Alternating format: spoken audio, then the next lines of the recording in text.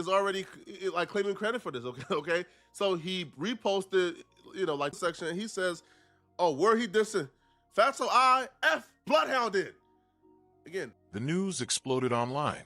Chicago rapper Q50, notorious for his claims of eliminating 9 rivals, was shot.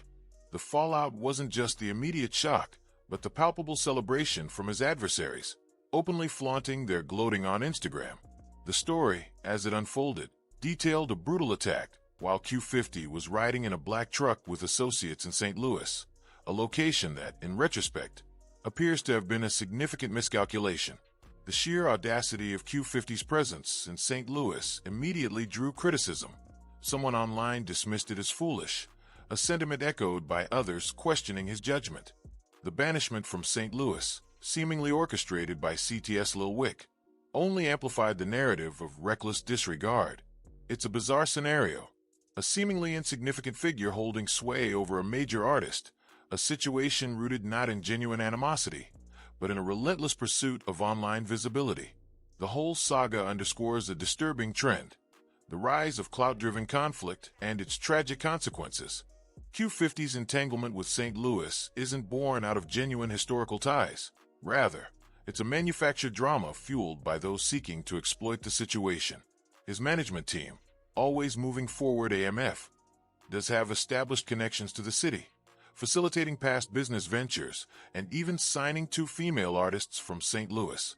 Images surfaced online showing Q50 placing a chain on one of those artists, a visual representation of a previously amicable relationship. This illustrates the stark contrast between the perceived animosity and the reality of prior professional collaborations. The current conflict is a fabrication, a desperate attempt to inject a manufactured crisis into a situation that was previously stable. At the heart of this lies a beef with CTS Lil Wick, a dispute artificially inserted into a Chicago-based rivalry, an act that many now recognize as the catalyst for this dangerous escalation. The larger context of the conflict involves a figure named Lil Dre, a St. Louis native with strong Chicago ties, including a relationship with CTS Lil Wick.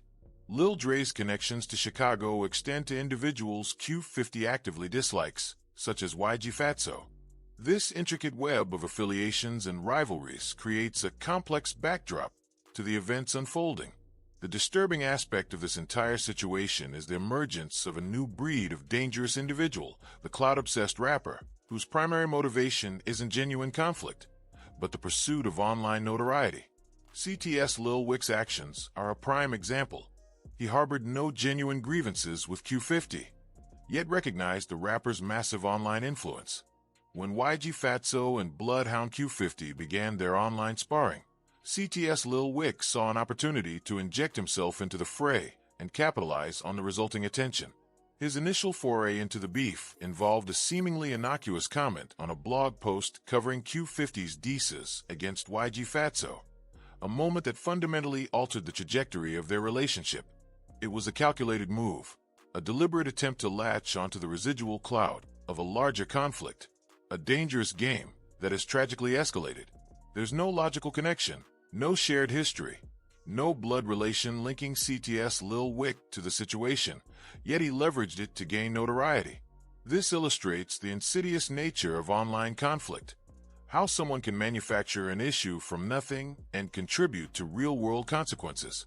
Following this initial intrusion, CTS Lil Wick compounded the situation by banning Q50 from St. Louis, a symbolic act broadcast via an Instagram live video accompanied by a snippet of a song. This act appeared to provoke Q50, who, fueled by frustration and a desire to assert dominance, responded with a display of defiance and a flippant disregard for the ban. While Q50 dismissed the white boy as insignificant, the move sparked further escalation. He decided to escalate the situation even further, capitalizing on the attention that CTS Lil Wick's ban had generated. It wasn't merely about defying the ban. It was about projecting an image of invincibility, of defying authority, and flaunting disregard for consequences. Q50's response was a calculated maneuver, designed to antagonize both CTS Lil Wick and the entire city of St. Louis. He fabricated a narrative, falsely portraying the city as being collective. So here's why I say that a clout-depraved rapper is the most dangerous specimen society has ever seen. CTS Lil Wick has no issues, no interaction, no problem whatsoever with Q50. But he knows that Q50 has a lot of clout. He's a rapper who's trying to get clout. So what CTS Lil Wick did was, when YRG Fatso and Bloodhound Q50 started going back and forth online, he decided that he was going to insert himself into the beef to get some type of publicity. So this one actively offended by his actions, a tactic designed to heighten the drama and provoke a response. The audio snippets that followed were incendiary, filled with boasts and dismissive remarks. It wasn't just a response to the ban.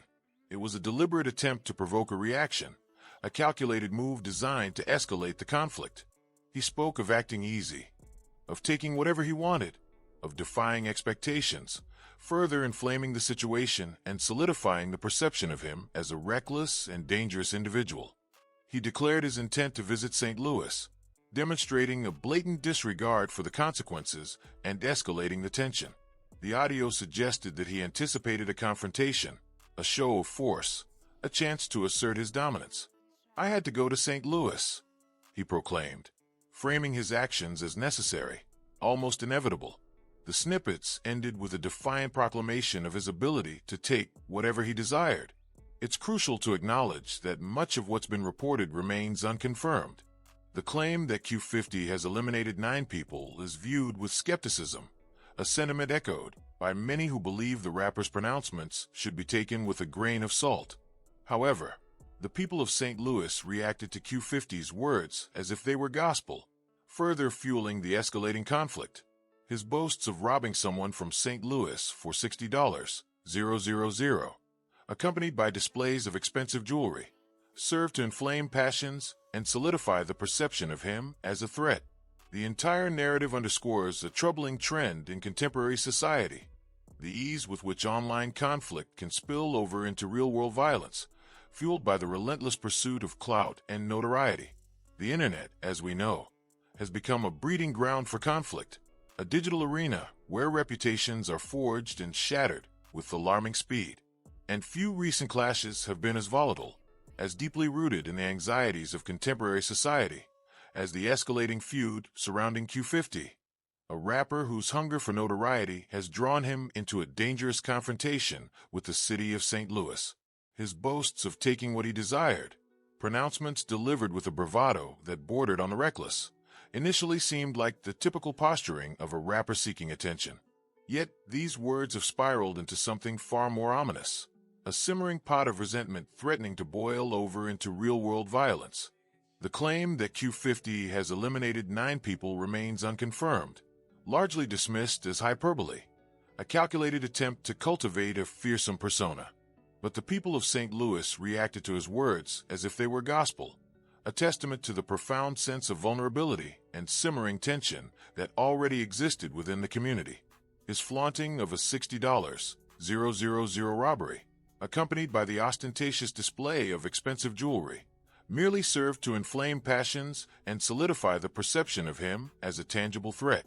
The entire narrative underscores a disturbing trend: the frightening ease with which online conflict can bleed into the physical world, fueled by the relentless pursuit of clout and notoriety.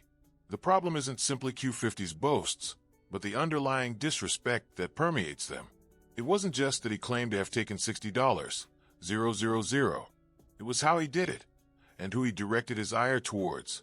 The source material reveals a community bristling with indignation, individuals who felt personally affronted by Q50's actions, even those who initially dismissed his claims as empty posturing. There's a crucial detail here: the watch. It turns out the expensive timepiece he flaunted wasn't even from St. Louis.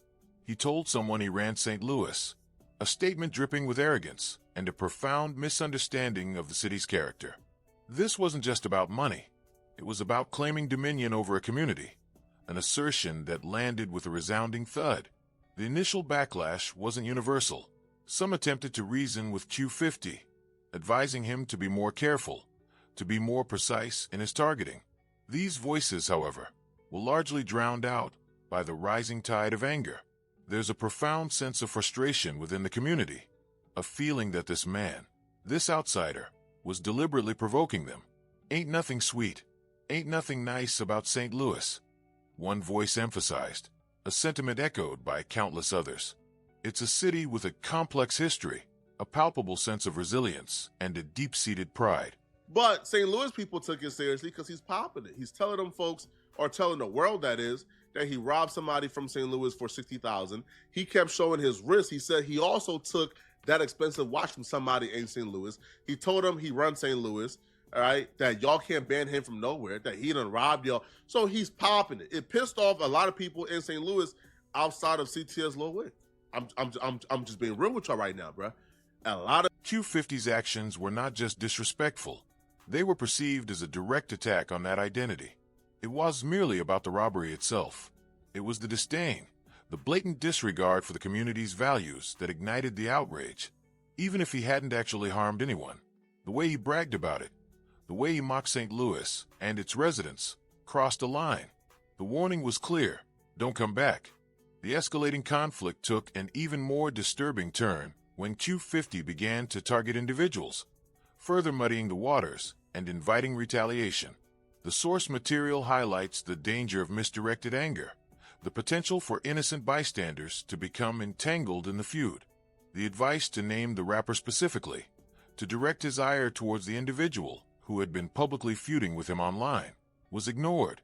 Instead, Q50 continued to generalize, to cast a wide net of blame, effectively antagonizing the entire city. This was a critical mistake, a miscalculation that amplified the potential for violence. He was accused of being reckless, of deliberately inciting a riot. The emergence of CTS Lil Wick added another layer of complexity to the situation. His response, a diss track aimed at Q50's deceased friend, Lil Jeff, was perceived as an act of unspeakable disrespect. Lil Jeff's story, a public record of rise and fall, was now being exploited for clout, his memory desecrated for attention. The condemnation was swift and universal. "You got no issues with this dude," one voice exclaimed. "He never robbed your homies. He never killed your homies. You have no type of issues beef whatsoever." The act was considered not merely disrespectful, but deeply immoral, a testament to the depravity that can consume those desperate for online validation. The source emphasizes that the beef with Lil Jeff was entirely manufactured, a desperate attempt to generate attention and elevate one's own status. A clout-deprived rapper is the most dangerous specimen the world has ever seen. This statement encapsulates the core of the problem, the lengths to which individuals will go to achieve fleeting online fame, regardless of the consequences. The situation escalated even further when the critique extended to CTS Lil Wick himself, a figure now embroiled in a controversy far beyond his initial involvement. He was described as a crash-out YN with white privilege, a descriptor laden with significance and reflecting a deep-seated frustration with systemic inequalities. "Listen, man, that man caught a body in broad daylight, bro. Had tapped a man, went to jail. And Dusty Tesla wig, by the way. He caught a body, went to court, and beat it on self-defense. That level of white privilege, I don't even want to be with, homie. He will smoke my black eyes and get off Scott Street." This statement is not simply a condemnation of individual actions. It's a commentary on the pervasive influence of privilege and the ways in which it can shield individuals from accountability. The source reveals a palpable fear and resentment towards those who appear to operate above the law, those who are seemingly immune to the consequences of their actions. Q50's subsequent response, once again targeting the entire city of St. Louis, only served to deepen the chasm of resentment. He refused to name the individual he was feuding with, choosing instead to continue his broadside attack on the community. His Instagram post, rife with dismissive language and veiled threats, solidified his image as a dangerous provocateur. "Them ninjas ain't St. Louis, still mad I took 60K. Before you F me, little unintelligible." The casual disregard for the gravity of the situation is striking, a testament to his apparent lack of empathy and understanding. His subsequent threat to pay for the next funeral was seen as a direct challenge to the community, a declaration of war. The source material reveals a community now bracing for impact, individuals who feel personally threatened by Q50's actions. They are streaming his movements, strategizing their responses, and openly discussing the possibility of physical confrontation. Look and GT. The streaming and NBSB. Underscore and NBSB. Winky face like that. Get you and NBSB. Underscore and NBSB. Winky face on my right hand. This is not simply a reaction to Q50's boasts.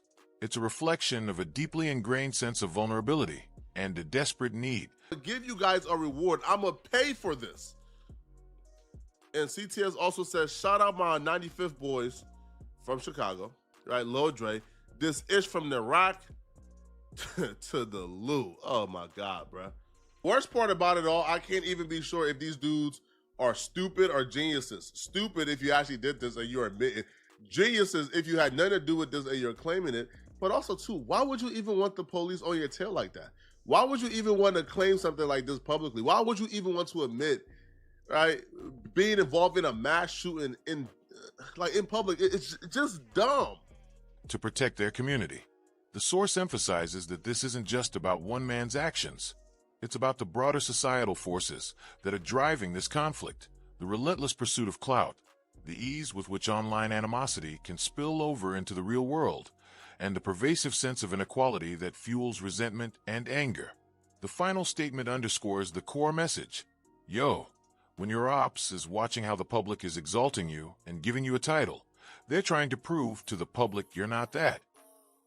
The people of St. Louis are determined to dismantle the illusion of Q50's invincibility, to expose him for what he truly is. A desperate man clinging to fleeting online fame, a threat to the community's peace and safety. The escalating conflict between Q50, known online as Bloodhound, and the St. Louis community had reached a fever pitch, culminating in a shocking incident that reverberated across the internet. His initial threats, a chilling promise to pay for the next funeral, served as a gauntlet thrown down, a declaration that sent ripples of fear and anger through the city. The online bravado had transitioned into something tangible, something dangerous. The source material meticulously detailed how the community, feeling personally threatened, began to monitor Q50's every move, strategizing their responses and openly discussing a confrontation. This wasn't merely about retaliation. It was a deeply ingrained sense of vulnerability, a desperate need to protect their community from a perceived aggressor. It was a community pushed to the edge, feeling besieged by online posturing and real-world threats. The source emphasized the broader context, highlighting the societal forces amplifying the conflict. The relentless pursuit of clout, the ease with which online animosity spilled into the real world, and the pervasive sense of inequality fueling resentment and anger. These weren't isolated incidents. They were symptoms of a deeper malaise, a breakdown of trust and respect. Q50, seemingly oblivious to the gravity of the situation, continued to flaunt his perceived invincibility, further inflaming the situation. His pronouncements were less statements and more provocations, each one contributing to the rising tension. The ultimate irony, the pivotal moment that transformed the online feud into a brutal reality, was Q50's brazen announcement of his location. After initially posting, "Hey man, yo, I'ma be here. ACEST.A Lewis, bro. Right. Saturday, August 16th, man. Y'all come here." And then he was also going to be at NGT. Right after the concert meetup, he unwittingly laid a trap for himself. His carelessness in broadcasting his whereabouts backfired spectacularly. While Q50 and his crew were enjoying an afterparty, a black truck, filled with unseen adversaries, ambushed them. The video, now circulating widely online, depicted a scene of chaos and violence, gunfire erupting, lives hanging in the balance. The source explicitly warned, "I'm not going to play the video because I value my YouTube channel. I'm not getting deleted for y'all." Yet, the mere existence of the footage spoke volumes, a chilling testament to the escalating conflict. The initial reports were chaotic and conflicting. The source, relaying information from within the community, confirmed that 4 individuals were in critical condition, though crucially, Q50 was not among them.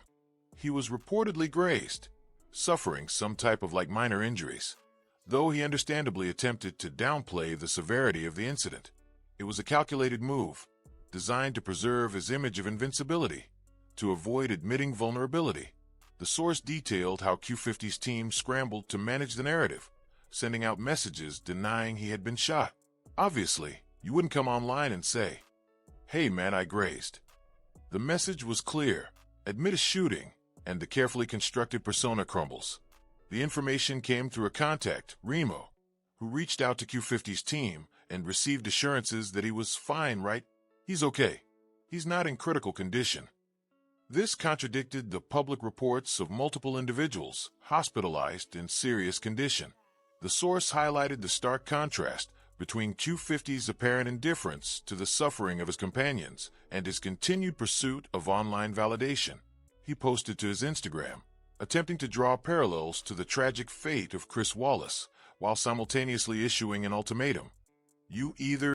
Because his management is MFK from always moving forward.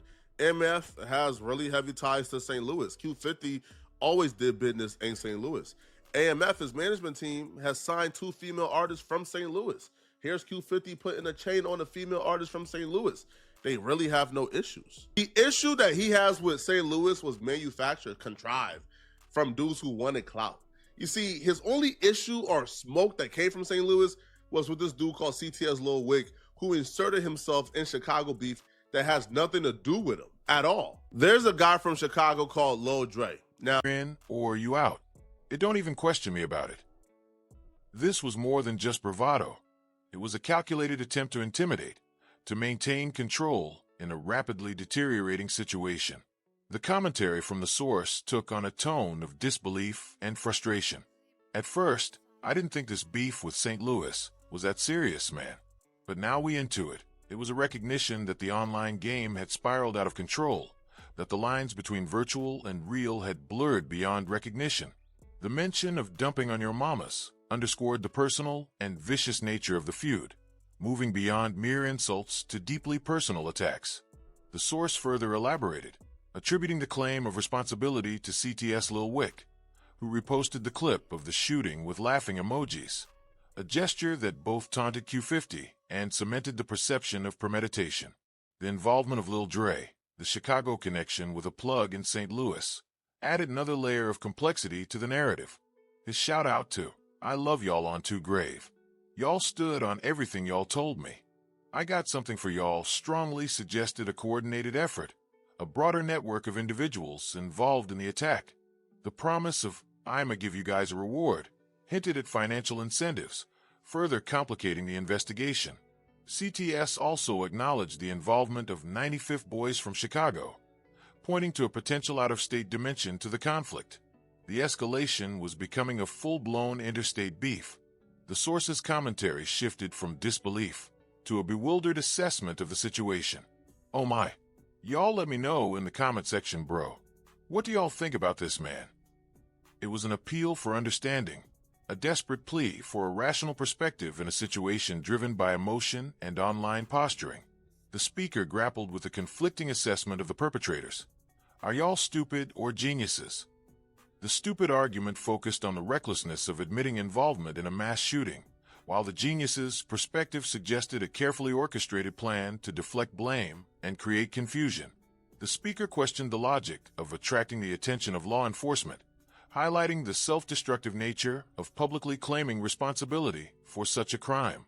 The source emphasized the potential repercussions for Q50's career, observing that now, they're not on level, yet, as rappers yet to where you now have to worry about your booking. The mention of 6ix9ine and Pop Smoke served as cautionary tales, illustrating how past controversies can impact a rapper's ability to secure venues and maintain a viable career.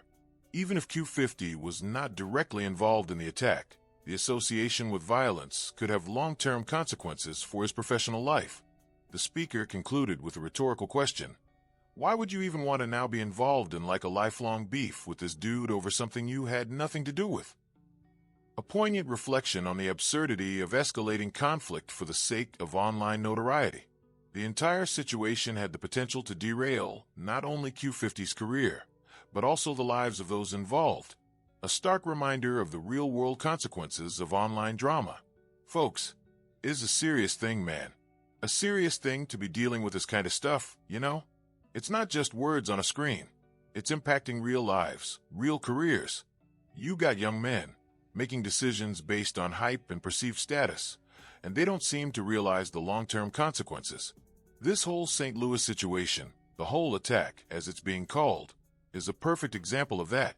Look at Q50, a young man trying to build something, and he's now tangled up in this mess. The narrative being pushed online, this idea that he's somehow involved, is dangerous. It's not just about reputation, it's about real-world repercussions. The initial reaction, of course, was disbelief. How could someone publicly confess to being involved in something so horrific? The stupid argument made sense on the surface. It's baffling, almost comical, to think someone would advertise their participation in a mass shooting. The logic just doesn't compute. It's self-incriminating, it's reckless, and it paints a picture of someone completely detached from reality. But then, you start hearing this other perspective, the genius's theory. It posits that this public admission is a calculated move. A smokescreen designed to deflect blame and sow confusion. A way to manipulate the narrative and throw investigators off the trail. It's a cynical view, but one that's gaining traction. People was upset, and they was even sending him warnings, bro, that he's gonna get dealt with for dissing St. Louis if he comes to St. Louis. At the end of the day, ain't nothing sweet, ain't nothing nice about St. Louis. I don't care what part you on, St. Louis, east, west, whatever, bro. Ain't nothing sweet about St. Louis. You know what I'm saying? Whether this man got out on somebody or not, the way you bragging about it, bro, and the way you just disrespect the St. Louis and them dudes, I wouldn't dare you to go back, bro. You know what I'm saying? The thing is, even if Q50 isn't directly involved, even if he had nothing to do with the actual shooting, this association is damaging. It's opening up a whole can of worms for him. The speaker in the source made a really important point about career implications. They referenced the booking situations, how venues are hesitant to work with artists who are linked to violence, even tangentially. It's a harsh reality of the music industry, especially for those trying to establish themselves. You can be guilty by association, and that's a heavy burden to carry. The comparisons to 6ix9ine and Pop Smoke are chilling, because those are cautionary tales. Their careers, once on a meteoric rise, were derailed by controversy and legal troubles. Those mistakes linger, impacting their ability to perform, secure endorsements, and maintain a sustainable career. This isn't just about fleeting online drama. It's about the potential to have your livelihood stripped away. And it's not just about the immediate fallout. It's about the ripple effect, the long-term damage to Q50's brand, his ability to connect with audiences, his peace of mind. This lifelong beef, as the speaker called it, is absurd. Why would anyone want to get embroiled in a years-long conflict over something they claim to have nothing to do with? It's a self-perpetuating cycle of escalation, fueled by ego and a thirst for online attention. It's a trap, a vortex of negativity that can consume everything in its path. The speaker rightly pointed out the irony. This whole situation has the potential to derail Q50's career, to impact his future, and more importantly, to impact the lives of those who are genuinely involved, those who might be innocent bystanders caught in the crossfire. The emphasis shouldn't be on who's right or wrong, but on the devastating consequences of online drama. The internet has created this culture of instant gratification, where everything is amplified, everything is public, and consequences are often ignored. It's a breeding ground for misinformation, for speculation, and for the quick condemnation of young men trying to navigate a complex and unforgiving world. People are quick to jump to conclusions, to assign blame, and to revel in the misfortune of others. There's a lack of empathy, a lack of understanding, and a willingness to sacrifice a young man's future based on fleeting online trends. It's a disservice to everyone involved, particularly Q50, who now has to contend with this cloud of suspicion hanging over his head. The attention itself, the constant scrutiny, can be debilitating, impacting his mental health and his ability to focus on his craft. Think about the people closest to Q50, his family, his friends, his team. They're all impacted by this situation. Their lives are disrupted, their reputations tarnished, their peace of mind shattered. It's a burden that extends far beyond the individual at the center of the storm. And the truly tragic thing is, it's often fueled by people who aren't even directly involved, people who are simply enjoying the spectacle of someone else's misfortune. It's a disturbing reflection of our society, a testament to our collective lack of empathy and our obsession with drama. The speaker's questioning of the logic is the critical point here. It cuts through the noise and highlights the sheer absurdity of the situation. Are these individuals genuinely geniuses, masterminds pulling the strings from behind the scenes? Or are they simply reckless young men making terrible decisions with long-lasting consequences? The truth is, it probably lies somewhere in between. There's likely a combination of misguided intentions, inflated egos, and a profound lack of understanding of the ramifications of their actions. And regardless of the motivation, the outcome is the same: damage, chaos, and a profound sense of loss. The St. Louis attack itself is just a catalyst. The real tragedy lies in the way it's been amplified and distorted by the internet, transforming it into a source of entertainment and a weapon of social destruction. It's a reminder that online actions have real-world consequences, that words can hurt, and that reputations can be destroyed with a few clicks of a button. And it's a call for greater responsibility, greater empathy, and a deeper understanding of the impact we have on each other's lives.